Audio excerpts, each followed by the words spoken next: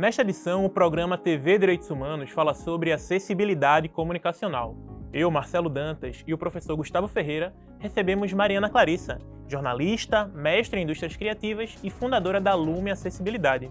Começa agora o programa TV Direitos Humanos. O TVDH é um projeto da Cátedra Unesco-Unicap de Direitos Humanos Dom Helder Câmara, produzido pelos estudantes de jornalismo do projeto de extensão EduComDH, Educomunicação e Direitos Humanos na Mídia, uma parceria com a Cátedra Luiz Beltrão de Comunicação, o Centro Dom Helder Câmara de Estudos e Ação Social, o Movimento dos Trabalhadores e Trabalhadoras Rurais, o MST Pernambuco, e o Centro de Cultura Luiz Freire.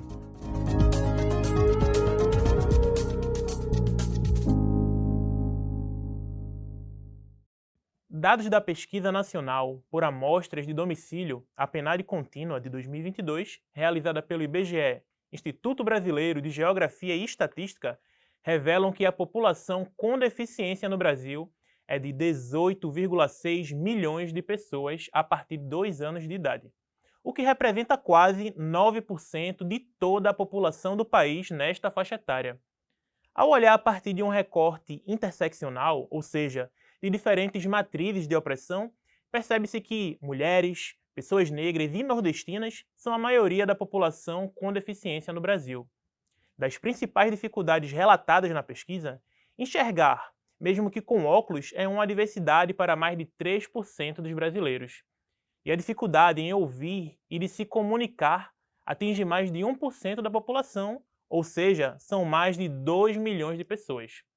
Lembrando que a comunicação é um direito humano, previsto no artigo 19 da Declaração Universal dos Direitos Humanos, onde diz que esse direito inclui a liberdade de, sem interferência, ter opiniões e de procurar, receber e transmitir informações e ideias por quaisquer meios, independentemente de fronteiras. E o campo comunicacional, então, ele é de fato acessível para a população brasileira com deficiência? Esse é um dos pontos que vai nortear a nossa conversa. Gustavo Ferreira, Mariana Clarissa, sejam muito bem-vindos aqui ao TVDH. E já vou resgatar esse finalzinho aí que eu fiz a pergunta e trazer para a nossa querida Mariana. No Brasil, há de fato uma comunicação acessível? Oi, Marcelo, obrigada pelo convite. É muito importante a gente falar sobre comunicação acessível e a resposta é que não. A comunicação ela não tem sido para todo mundo, principalmente quando a gente fala de pessoas com deficiência aqui no Brasil. Assim, eu acredito que no mundo também. Os portais de notícia, principalmente, na Lume a gente estuda esse processo mais digital, né, dos portais de notícia dentro desse universo da internet, e a maioria deles, eles não são acessíveis. A gente tem um dado de que 1% dos sites, eles são acessíveis, mas ainda não garantindo qualidade na navegação, no acesso. Principalmente quando a gente fala de pessoas com deficiência visual. Então, a gente tem muitas imagens, muitos dados, né? A gente vive no jornalismo de dados também, então muitos gráficos, muita produção audiovisual, né? Muitos vídeos, e isso não tem sido descrito da forma apropriada para esse grupo de pessoas. Na Lume a gente estuda esse grupo, esse segmento, né, de pessoas com deficiências, pessoas cegas, e há uma grande frustração deles, porque eles não conseguem, alguns não conseguem concluir uma notícia dentro de um portal real de notícia, então a gente não consegue finalizar as matérias. Então é bem complicado para esse grupo se informar e conseguir exercer esse direito que está na Declaração Universal, está na Constituição também. A gente tem uma lei de acessibilidade também que garante, né, que essa obrigatoriedade, mas que a mídia ainda não cumpre. Sim. E quando a gente pega esse dado que você trouxe, né, de 1% dos sites são adaptados, né, para ser acessíveis e mesmo assim ter essa dificuldade, é um dado que traz muita preocupação, né? Se a gente pensar hoje em dia os meios de comunicação avançadas, as novas tecnologias de informação, as redes sociais, né? A maioria das pessoas hoje em dia que tem acesso, né, estão procurando ali nas suas redes sociais, nos seus canais de YouTube, nos próprios sites, formas distintas e diferentes de se informar e que as imagens estão por toda parte. Então, essa não acessibilidade aplicada nesses sites, professor, o que é que ela representa no sentido de violações de direitos? A gente falou sobre o direito humano à comunicação, mas como a Mariana lembrou, né, também está previsto na Constituição brasileira e em outras documentações legais também do Brasil. Veja, eu acho interessante o tema porque ele chama atenção para a abordagem da comunicação no direito. Normalmente a abordagem é uma abordagem simplista no direito, a gente pensa muito em liberdade individual. E o tema mostra que a comunicação coloca também problemas de igualdade, né? Isso é uma questão de igualdade, é uma questão de inclusão, né? E mostra também que direitos não brotam naturalmente, não é simplesmente como uma visão simplista que fala só de liberdade de expressão individual. Pode imaginar que o Estado não censurando algo, você já tem a liberdade de expressão garantida. Pelo contrário, né? A gente vê aí que precisa do Estado, precisa de regulação, precisa de normas, precisa de fiscalização. E Mariana falou da legislação. A gente tem legislação aqui no Brasil, pelo menos desde 2009, né, com a Convenção de Nova York, que foi ratificada, e tem legislação mesmo, lei, desde 2015, um estatuto, né? E, de fato, não foram desdobrados em realidade. Não, então há fiscalização, que é exatamente, acredito que não há prioridade das empresas de comunicação em tornar seus portais, os seus conteúdos acessíveis às pessoas, e também não há fiscalização. Então, tem a lei, mas ali não está sendo cobrado de ninguém, não está sendo, de fato, lembrado da pessoa que ali se precisa ter acessibilidade. Então, precisa que os jornalistas, né, as pessoas que trabalham com comunicação, eles também precisam entender que também é um papel deles se capacitar, né? Entender como é que garante a construção de um portal acessível, como é que a gente pode pensar um roteiro para um vídeo, jornalístico ali acessível, como é que a gente pode pensar a construção mesmo dessa comunicação, dessa informação de forma acessível para a gente atingir esse grupo de pessoas que você mesmo trouxe um dado, que são milhões de pessoas que não estão conseguindo se informar. Então, é um custo, né? A gente não conseguir se informar, então a gente não consegue exercer os nossos direitos, não consegue cobrar, não consegue se divertir. Como é que a pessoa com deficiência vai saber que de um lançamento de um filme, por exemplo, se ela não consegue acessar um portal de notícia e aí não consegue ter essa informação? Para as pessoas cegas existe o rádio, né? Mas para as pessoas surdas.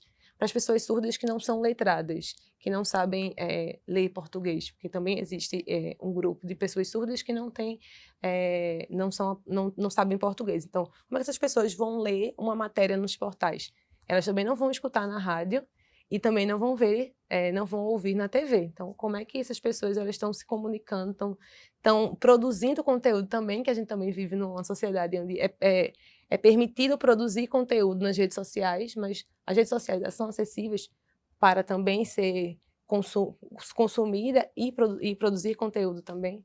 Então, Exatamente isso, é o direito a exercer direitos, né? É você viabilizar instrumentos que, diante de uma desigualdade fática, né, permitem que aquelas pessoas que estão tendo algum tipo de barreira, e a expressão que é utilizada na legislação mesmo é barreira, inclusive barreira comunicacional, né, que elas possam ter acesso. Muitas vezes não é possível ter aquilo que a legislação chama de um desenho universal, né, quer dizer, que aquele serviço, que o acesso a um determinado prédio, alguma coisa assim, seja igual para todo mundo, né, que seja acessível a todos. E precisa ter algum tipo de iniciativa, né, de que corrija isso, né, a expressão que é utilizada lá, eu acho que se eu não me engano, é uma...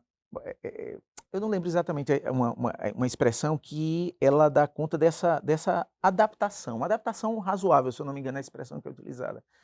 E a gente tem hoje um potencial enorme com a tecnologia para isso, né? Eu acho que o teu trabalho, né, envolve exatamente o aproveitamento da tecnologia para isso. E é muito importante também a gente entender bons exemplos dessa adaptação, né, dessa acessibilidade dentro da comunicação, e é isso que a gente vai ver no próximo bloco. No próximo bloco, a reportagem de Del Souza traz exemplos sobre acessibilidade comunicacional, e é daqui a pouco.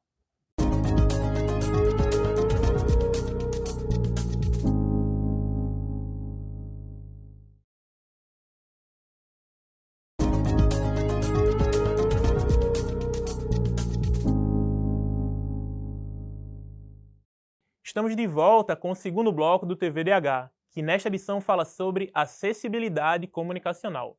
Agora a gente acompanha a reportagem de Del Souza.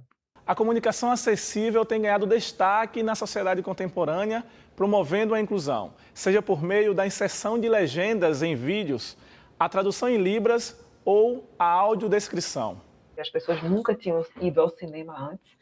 Muita gente foi ao cinema pela primeira vez pelo Ver Ouvindo, porque tinha os recursos das acessibilidades, né? A gente foi pioneiro aqui no Brasil em trazer esse recurso para a telona, né, gravado. E, além disso, a gente fazia mostras competitivas para premiar os profissionais da área, a gente fazia bate-papo pós-sessão. Então, a gente sempre quis, né, que o público experienciasse a acessibilidade e percebesse que é possível conviver com as diferenças, né? Outro destaque é a atuação da ONG Eficientes, que vem promovendo ações inovadoras em prol do público cego. A cofundadora Larissa Pontes acredita que a busca por uma sociedade mais igualitária e acessível é papel da comunicação.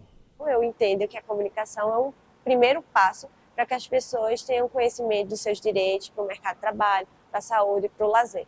E se a partir do momento que nós, jornalistas, não estamos deixando nossos sites, nossas matérias mais acessíveis, como é que essas pessoas vão ter o acesso à informação? Então, hoje eu entendo que se você não coloca acessibilidade comunicacional nas suas reportagens, no seu site, na sua organização, no seu trabalho, você está excluindo uma boa parte da população de ter acesso à informação. A gente pôde ver, né, na matéria do repórter, falando sobre o portal eficiente, sobre a importância de Libras, que inclusive o TVDH, acho que com muito orgulho, a gente consegue estar buscando atuar na efetivação do direito humano à comunicação também por esse lado. Entendemos que é só uma das possibilidades, né, de tá promovendo essa acessibilidade, mas também é importante destacar. E aí eu queria pegar um gancho para tu falar também desse bom exemplo, né, dessa prática da acessibilidade comunicacional através da Lume. Então, a Lume, ela nasce como um projeto do meu mestrado em Indústrias Criativas, que eu cursei na Universidade Católica de Pernambuco.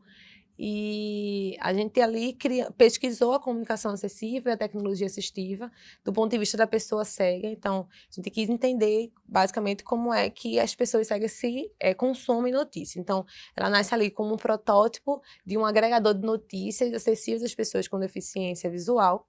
E aí, quando eu defendo esse projeto, em 2021, a gente consegue um fomento do Google, do edital de inovação do Google, e aí, a partir daí, surge a Lume Acessibilidade, que é uma iniciativa de consultoria e treinamento de jornalistas, para entender como é que se constrói conteúdo acessível nesse ambiente digital. E também a gente faz muito treinamento de educação midiática com as pessoas cegas, porque é isso, assim, essas pessoas elas também querem produzir conteúdo, muitas querem ser youtubers, querem ser blogueiros, querem produzir crítica também. Então, como é que essas pessoas elas conseguem também entender como é a produção de conteúdo e também entender o que é informação. O que é informação verídica, como identificar fake news. Então, dentro dessa oficina que a gente também promove de educação midiática, a gente também explora a produção de conteúdo e a identificação do que é fake news, do que é desinformação. A gente também constrói soluções atreladas à tecnologia. Então, o próprio aplicativo, ele está dentro dessa perspectiva da gente usar a tecnologia para cada vez mais atualizar essas possibilidades da gente produzir e distribuir notícia acessível. Então, a Lume virou uma iniciativa, né, de consultoria, de treinamento e de produção de conteúdo acessível. E qual foi o pontapé inicial, não sei, a vontade primeira para chegar nesse objetivo, né, de estar construindo a comunicação mais acessível? Eu trabalhava numa secretaria de Estado que tinha a pessoa com deficiência como política pública. Então, houve esse questionamento. Um servidor que é cego, eu trabalhava na comunicação, né, da secretaria, e ele me questionou por que o site não era acessível para ele. E aí ele trouxe esse questionamento e disse, vamos pensar em como construir esse site acessível. E aí eu, de fato, fiquei pensando, nossa, não tem, né? Se o próprio site do governo não é acessível, como é que está o jornalismo? Como é que está os portais de notícia? Como é que está os programas de TV, os programas de rádio? Então, foi a partir desse questionamento de uma pessoa cega que eu pensei, tipo, acho que é importante, enquanto profissional da comunicação, eu pensar em como distribuir conteúdo para essas pessoas. E aí, dentro de uma defesa também, de que a gente precisa incluir, trazer mais profissionais pensando inclusão, pensando diversidade, também como é que a gente atrai essas pessoas também, que são consumidores de notícia, né? Que são por lei, mas também por interesse. Muitos querem ali fazer parte desse consumo de notícia que existe atualmente, que é importante para a construção do senso crítico e tudo mais, né? E eu vi também que nessa fase de agregar notícias, vocês procuravam muito jornalismo independente, né? E também tem essa preocupação de trabalhar com o letramento midiático a partir também da perspectiva do que é desinformação, quais são os riscos. Eu já uso essa questão aí como ponte para o professor, de que a gente, hoje em dia, está começando a falar cada vez mais sobre o processo de desinformação, principalmente os riscos para a democracia, né? Acho que o 8 de janeiro de 2023 foi muito sintomático nesse ponto de vista, mas o debate do ponto de vista ainda de relacionar com que todas as pessoas que tenham acesso à comunicação, né, ou que tenham acesso a produzir essa comunicação, elas também estão suscetíveis a estarem dentro desse campo aí da desinformação. Como é que a gente consegue linkar, professor, a perspectiva da acessibilidade comunicacional com o processo de desinformação? Veja, eu acho que vai um pouco mais longe, porque eu acho que pelo menos uns 10 anos que os processos políticos no Ocidente têm sido impactados, né, por desinformação. E é uma preocupação com como responder a isso sem que você crie censura, sem que você crie um superestado, né? O caso no Brasil da atuação da STF tem sempre levantado discussões sobre qual é o ponto que chega que é justificável, legítimo, não é? Então, um caminho que se tem visto muito é trabalhar com informação, viabilizar informação de qualidade. Informação, por exemplo, de empresas de checagem de informação, fazer essa alfabetização digital. Então, eu acho que aí entra também esse público, né? Esse público precisa ter acesso a essas estratégias, né? Eu acho que por aí, eu acho que a gente tem esse link, né? Exatamente. Se você pensa que as pessoas elas não conseguem consumir a notícia, entrar num portal de notícia e ter qualidade na navegação, no acesso daquela notícia, eles estão eles entram naquele grupo de vulnerabilidade, né? Eles não podem dizer que eles estão mais vulneráveis, porque todos nós estamos vulneráveis a cair em fake news, né?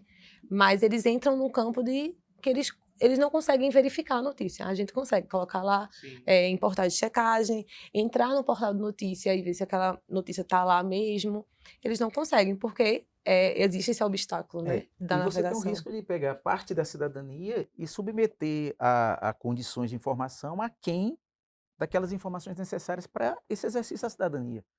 Então tem uma parte do público, né, que precisa se manifestar na política, são pessoas que vão votar, né, vão fazer escolhas, né, e esse percentual aí da população vai ter informação de baixa qualidade, né, então é fundamental esse tipo de atuação para aproximar, né, o grau de acesso à informação do acesso universal, né. O ideal seria ter o mesmo acesso, né, esse é o ideal. E eu tenho a esperança de que a tecnologia ajude a gente nos próximos anos, né, a velocidade é muito grande de inovação em tecnologia, que ajude a gente a conseguir isso.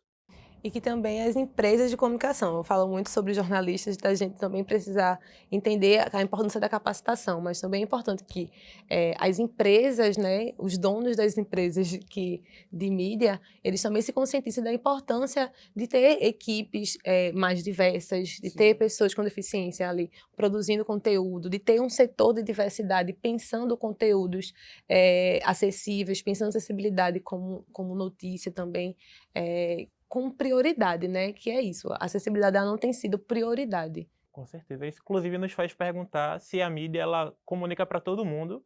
E essa é a pergunta do próximo bloco. No próximo bloco, vamos às ruas, no quadro Fala Povo. A gente volta já.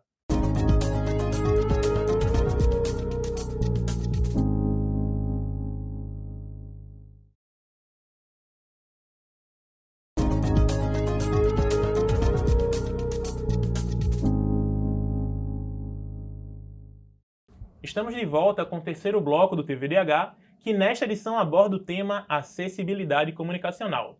Eu e o professor Gustavo Ferreira recebemos Mariana Clarissa, jornalista, mestre em indústrias criativas e fundadora da Lume Acessibilidade. Agora a gente acompanha o quadro Fala Povo com o repórter Thales Costa.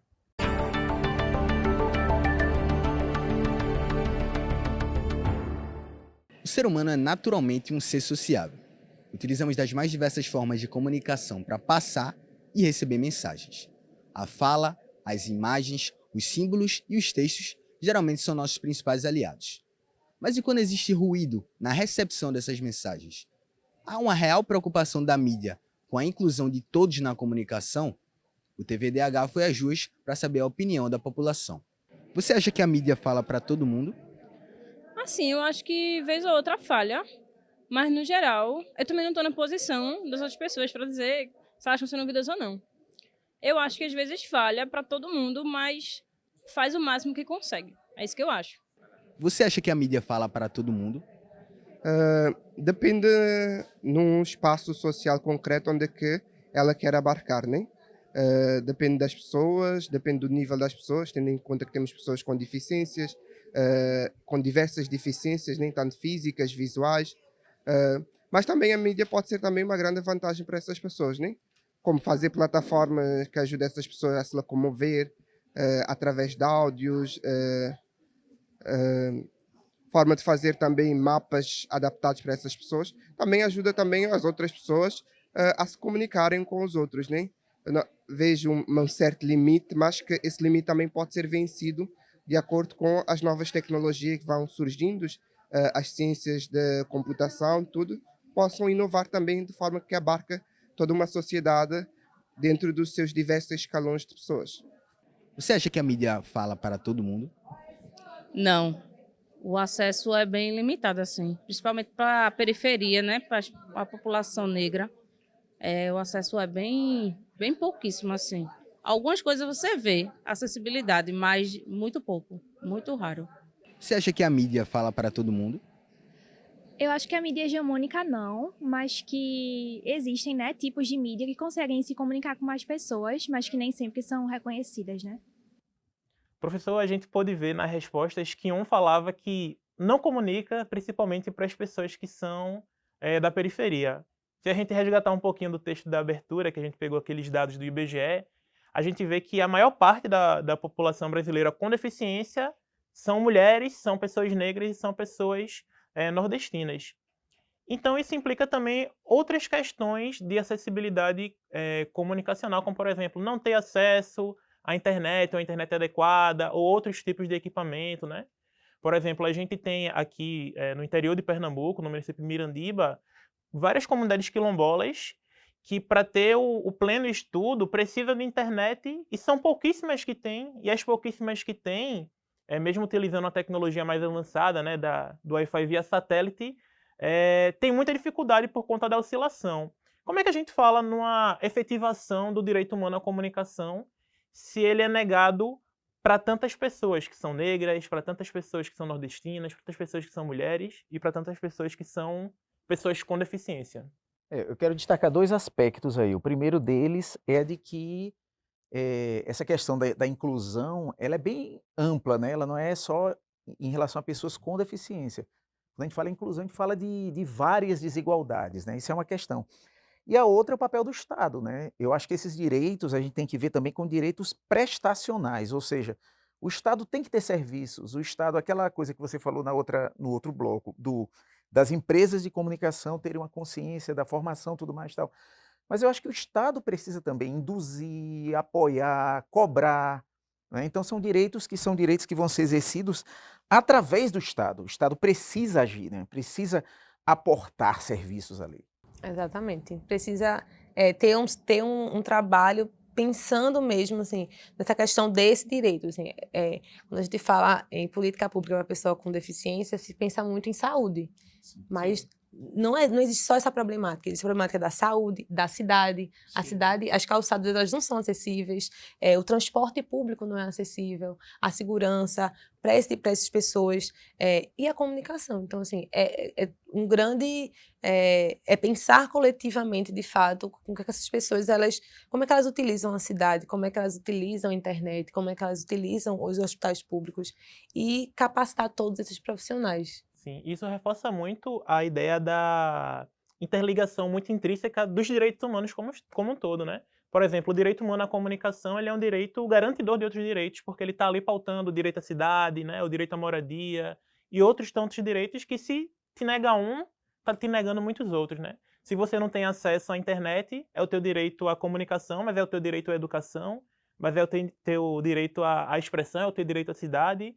E queria pegar esse teu questionamento aí, e o Estado nisso tudo, né? Porque se a gente tem dentro da Constituição, se a gente tem outros documentos legais, o que é que falta?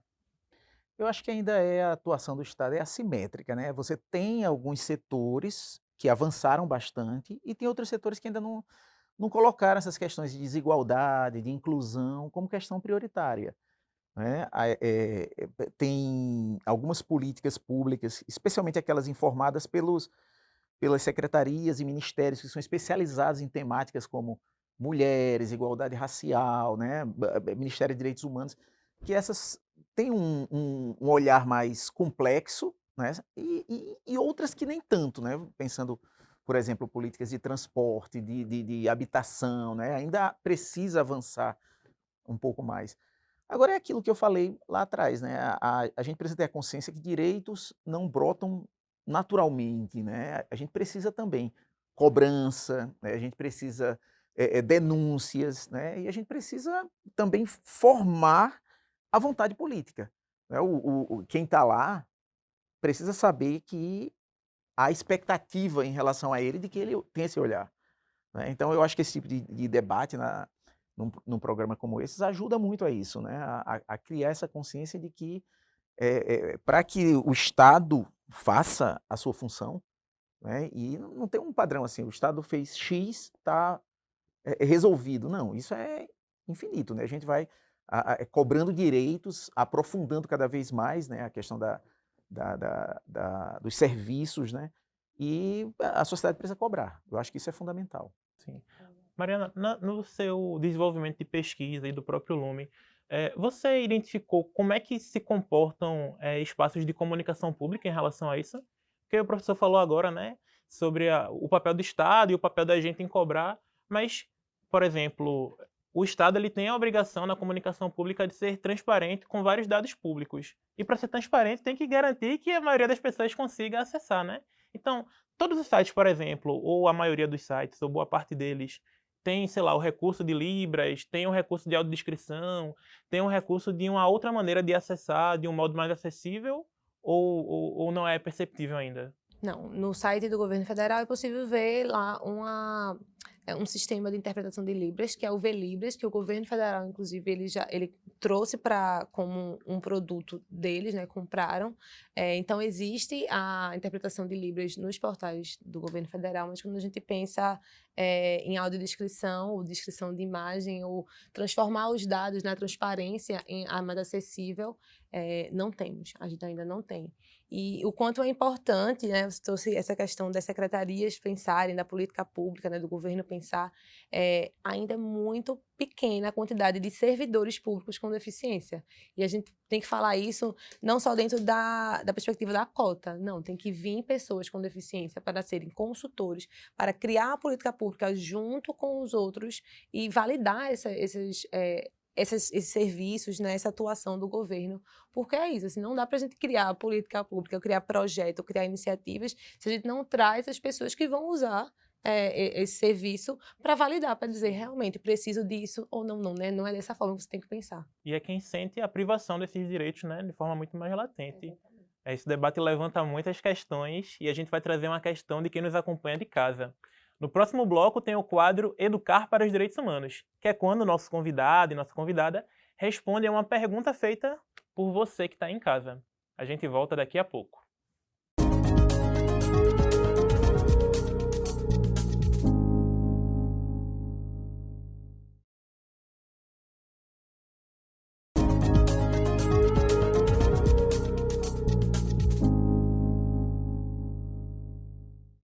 De volta com o quarto bloco do TVRH de hoje, que fala sobre acessibilidade comunicacional, com o professor Gustavo Ferreira e Mariana Clarissa, jornalista, mestre em indústrias criativas e fundadora da Lume Acessibilidade. E agora é aquele momento em que Gustavo e Mariana respondem a uma pergunta enviada por quem acompanha o nosso programa. É o quadro Educar para os Direitos Humanos, com a repórter Wilma Santos.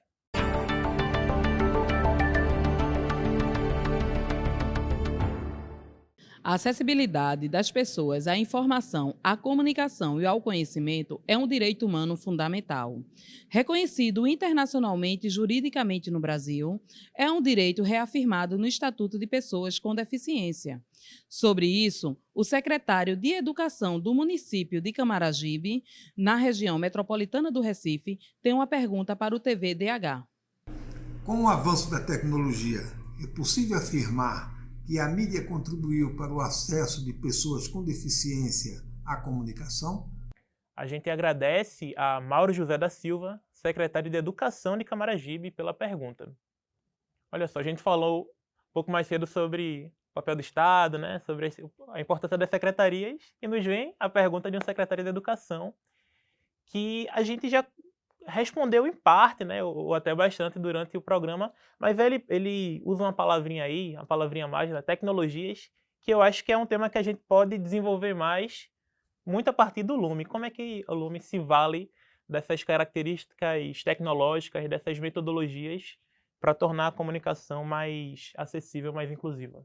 Então, a Lume, ela usa as possibilidades que já temos aqui de robótica, de inteligência artificial, de soluções inovadoras mesmo, para construir as possibilidades. Então, o próprio aplicativo, né, um agregador de notícia, ele traz notícias produzidas por diversos portais de jornalismo independente daqui do Nordeste. Então, dentro desse agregador, existem várias editorias, né, por exemplo, direitos humanos. Então, tem matérias do Marco Zero Conteúdo, por exemplo, que é um portal daqui de Recife. Então, lá dentro tem, dessa editoria, existem matérias de outros portais também que são espalhados pelo Nordeste. Então, o próprio aplicativo ele já é uma tecnologia, mas falando tecnologia assistiva, que é basicamente a tecnologia que a pessoa com deficiência ela usa diretamente, que são os leitores de tela para pessoas cegas, os próprios avatares, né, de interpretação de Libras, como o Talkback, o V-Libras, também são tecnologias assistivas, mas que ainda precisa ser atualizado como um celular, por exemplo. A gente, quando fala em tecnologia de um celular, de um computador, elas são atualizadas numa velocidade muito maior do que um leitor de tela, por exemplo. Então, é importante que haja também, nesse campo da tecnologia, a prioridade em atualizar essas tecnologias, torná-las cada vez mais avançadas. Porque o que se entende, assim, quando a gente conversa com algumas pessoas com deficiência, é que ainda os leitores de tela precisam melhorar um pouco alguns aspectos. A voz ainda é muito robotizada. Então, imagina, você está ali, ativa o seu leitor de tela no seu celular, e aí vem uma voz de um robô lendo uma notícia para você. É muito pouco humanizado, sabe? Então, por que não trazer uma voz um pouco mais humanizada? Ou melhorar... Como no GPS, né? O GPS tem várias versões de pessoas famosas. Exato. Alguns leitores de tela são pagos. Então, quando a gente pega esse dado que você trouxe também, a gente pode pensar na questão de renda. Muitas pessoas com deficiência não têm uma renda alta. Então, os leitores aí, os que são um pouco melhores, são pagos. Então, como é que a gente consegue tornar esses leitores gratuitos também atualizados, né, com essa tecnologia um pouco mais de ponta, assim. Existe também a perspectiva de que algumas pessoas surdas, elas não... A própria interpretação de Libras, ela é muito facial também. A gente usa as mãos, mas também usa muito expressões faciais. O avatar, ele não consegue ter essa expressão facial ainda. Então, de que forma a gente pode trabalhar a inteligência artificial dentro desse avatar? Existe a tecnologia assistiva, mas existe a necessidade também delas serem atualizadas como um dispositivo digital ou a tecnologia é feita. A pergunta me fez pensar um pouco sobre a comparação dessas barreiras comunicacionais com outros tipos de barreiras, como, por exemplo, arquitetônicas, que as barreiras comunicacionais, me parece, né, que elas são mais superáveis pela tecnologia do que outras. Assim, elas ganham mais, né, com esse avanço tecnológico, né, o combate a essas barreiras ganha mais com esses avanços tecnológicos, e também me remete um pouco a esse momento que a gente está de tentar regular no Brasil a inteligência artificial. No Brasil não, no mundo. Isso é uma discussão que a Europa está fazendo forte. Nesse momento eu acho que é também pensar que as políticas públicas de incentivo à pesquisa, né, à inovação, inteligência artificial, precisam colocar como uma variável importante a questão da inclusão e do acesso.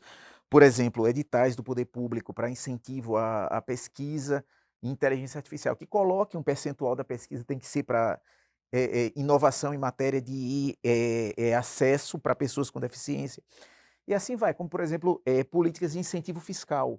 Né? Incentivo fiscal vai ser dado aleatoriamente ou vai exigir que, né, inove e tal? E é interessante quando a gente vai para alguns editais, por exemplo, de cultura, né, para trabalhadores e trabalhadoras da cultura, tem alguns editais que eles exigem que aquela forma artística seja acessível, que o acesso seja acessível, mas ao mesmo tempo o Estado não garante espaços, tecnologias, informações, ferramentas para facilitar. Então, é como se fosse uma espécie de terceirização assim, do serviço, né? Queremos que seja acessível, mas vocês que deem conta.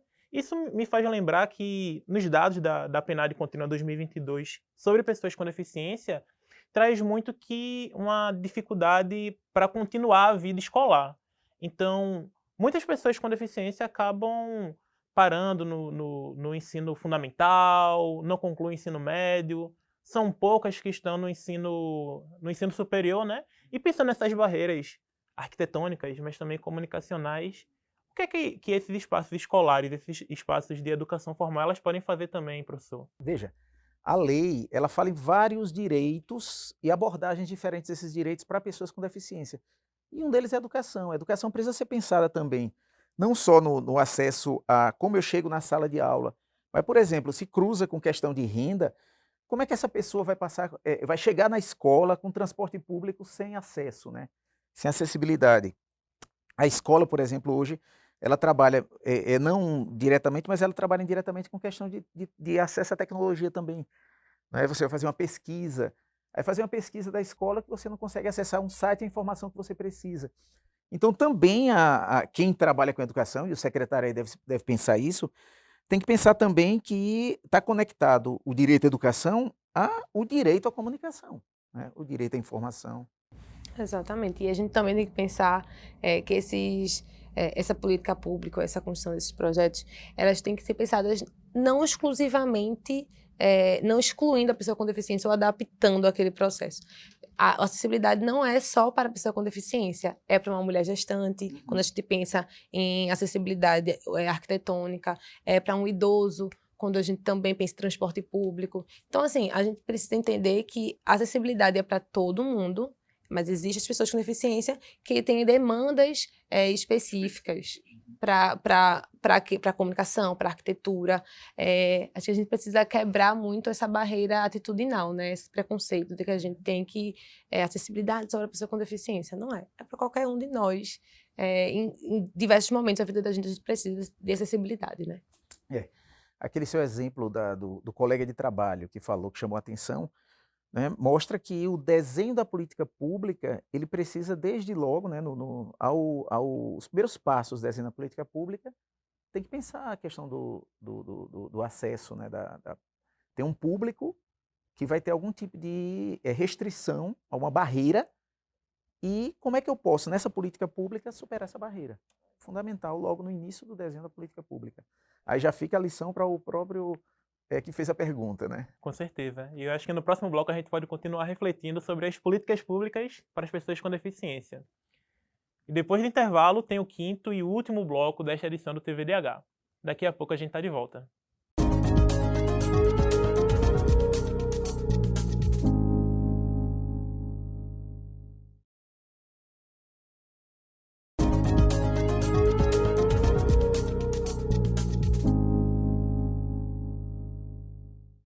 Chegamos ao quinto e último bloco do programa TVDH, que nesta edição traz como tema acessibilidade comunicacional.